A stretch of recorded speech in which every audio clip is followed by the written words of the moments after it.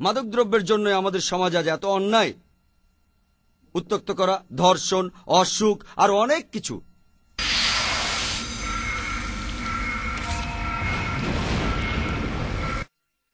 আমাদের নবী বলেছেন 10 প্রকার মানুষ হলো অভিশপ্ত যারা অ্যালকোহলের সাথে যুক্ত থাকে।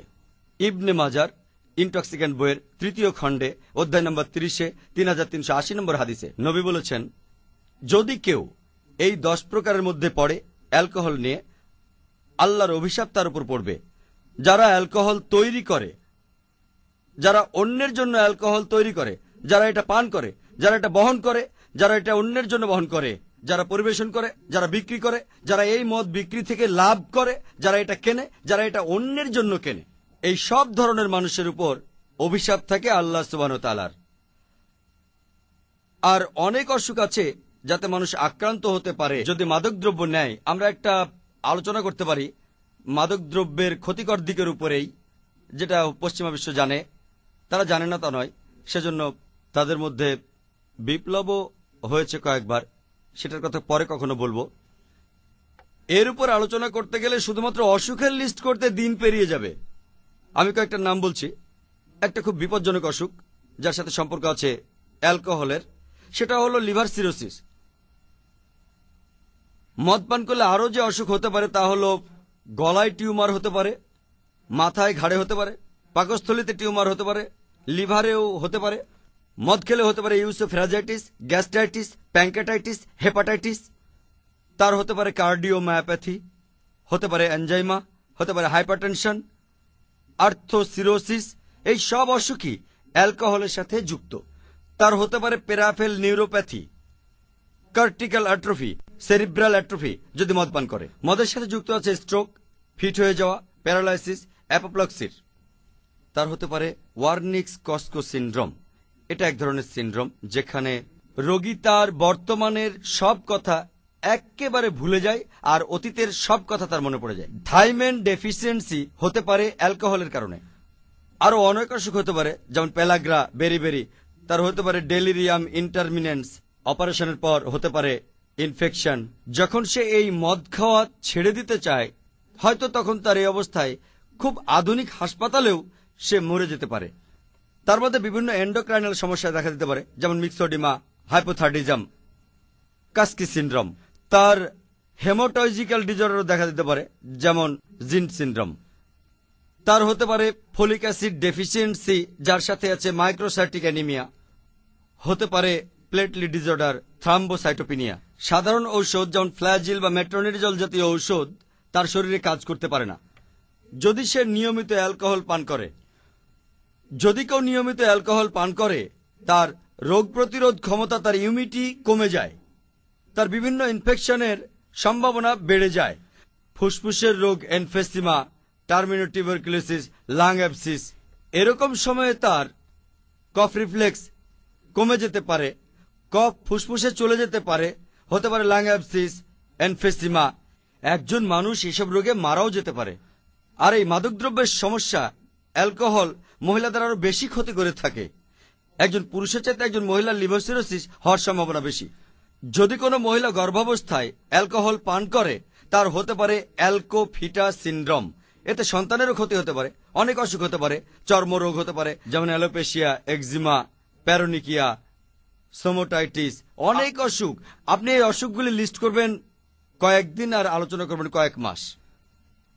তবে এখনকার ডাক্তার পশ্চিমারা, তারা বলছে মেডিকেল জার্নালে যে অ্যালকোহলিজম একটা অসুখ। এটা একটা অসুখ, এটা অ্যাডিকশন না। আপনার যেমন টাইফয়েড হতে পারে, টিউবারকুলোসিস হতে পারে। আর সাধারণত অসুস্থ মানুষ দেখলে আমরা সহানুভূতি দেখাই, অসুস্থ মানুষ দেখলে সহানুভূতি দেখায়। বেচারা লোকটা টাইফয়েড হয়েছে, তার ইনফ্লুয়েঞ্জা হয়েছে, সে অসুখে পড়ে কষ্ট পাচ্ছে। ডাক্তারই আমাদের জানাচ্ছে অ্যালকোহলিজম একটা অসুখ। আমি তাদের বলি, অ্যালকোহলিজম অসুখ হয়ে থাকলে এটাই একমাত্র অসুখ যা বোতলে বিক্রি হয়। এটাই একমাত্র অসুখ যা কিনা বিভিন্ন দোকানে বিক্রি করা হয়। এটাই একমাত্র অসুখ যা দিয়ে পৃথিবীর বিভিন্ন দেশের সরকার আয় করে, পশ্চিমা সরকারগুলি সহ। এটাই একমাত্র অসুখ যার বিজ্ঞাপন দেখানো হয় টেলিভিশনে, স্যাটেলাইটে, রেডিওতে, নিউজ পেপারে আর ম্যাগাজিনে। এটাই একমাত্র অসুখ যার কারণে হাইওয়েতে অ্যাক্সিডেন্ট হয়। এটাই একমাত্র অসুখ যা পরিবার ধ্বংস করে দেয়। এটাই একমাত্র অসুখ যা ভাইরাস বা রোগ জীবাণুতে ছড়ায় না। এটা কোনো অসুখ না। পবিত্র কোরআনে সূরা মাইদার 90 নম্বর আয়াতে বলা হয়েছে যে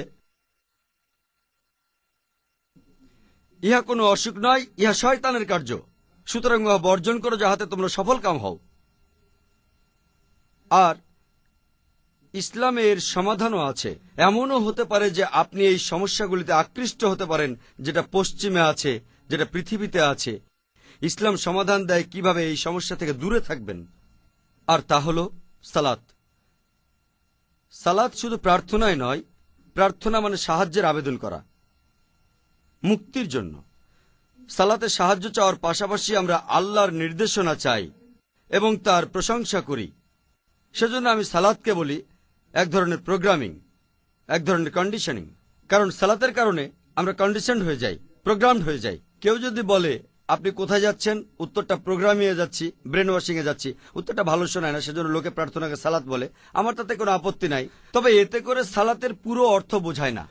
সালাতে মনে করিয়ে দেয়া হয় যখন ইমাম সাহেব বিভিন্ন আয়াত পাঠ করেন। সূরা ফাতিহার পর তিনি সূরা বাকারার 188 নম্বর আয়াত পড়তে পারেন যে তোমার সম্পদ বিচারকগণের নিকট পেশ করিও না, অর্থাৎ ঘুষ দিও না। তিনি সূরা মাইদার 90 নম্বর আয়াত পড়তে পারেন যে মদ্যপান এবং জুয়া শয়তানের কার্য। আমরা প্রোগ্রামড হচ্ছি বারবার, কারণ পৃথিবী এমন ভাবে আকর্ষণ করে যে তাতে করে হতে পারে যে আমরা বিপথে চলে গেলাম। সেজন্য আল্লাহ সুবহানাহু ওয়া তাআলা আমাদের সমাধান দিয়েছেন কিভাবে আমরা সুপথে থাকব, সরল পথে থাকব। আজকের দিনে পশ্চিমা বিশ্ব ভয় পায় শুধু একটা জিনিসকে।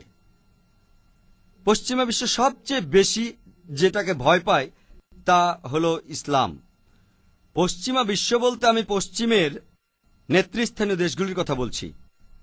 তারা ইসলামকে ভয় পায়, খুবই ভয় পায়। জানেন কেন? কারণ যে আনন্দবিলাসের শীর্ষে তারা আছে, সব ক্ষতির জিনিসই তাদের সমাজে আছে। পশ্চিমা বিশ্ব ভয় পাচ্ছে যে এই সবকিছুই বন্ধ হয়ে যাবে।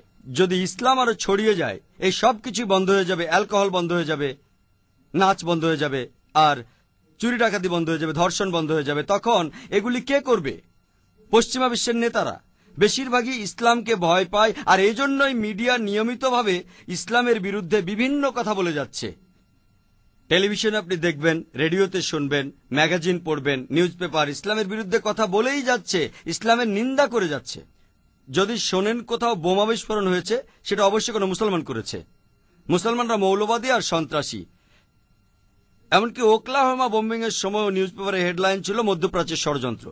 কিছুদিন পর তারা জানতে পারল কাজটা একজন আমেরিকান সৈন্যের। এটা খবর কাগজের মাঝখানে এসেছিল, হেডলাইন হয়নি। মুসলমানরা মৌলবাদী, এটা হেডলাইনে আসবে, আর আসল খবর থাকবে কাগজের ভিতরে। আর এরকম খবরও হয়তো শুনে থাকবেন যে 50 বছরের একজন মুসলমান 16 বছরের এক মেয়েকে বিয়ে করেছে। ছোট করে লেখা আছে যে অনুমতি নিয়ে, কিন্তু 50 বছরের একজন মুসলমান 16 বছরের মেয়েকে বিয়ে করেছে, খবরের কাগজের হেডলাইন হবে এটা। কিন্তু যখন 50 বছরের এক অমুসলিম 6 বছরের একটি মেয়েকে ধর্ষণ করে, এই খবরটা খুব ছোট করে আসবে, ছোট করে কোনো একটা কোনায়। 50 বছরের এক লোক, এটা খুবই সাধারণ। অনুমতি নিয়ে যদি বিয়ে করেন, মেয়েটার অনুমতি, বাবা মায়ের অনুমতি, তারপরও হবে সেটা অন্যায়।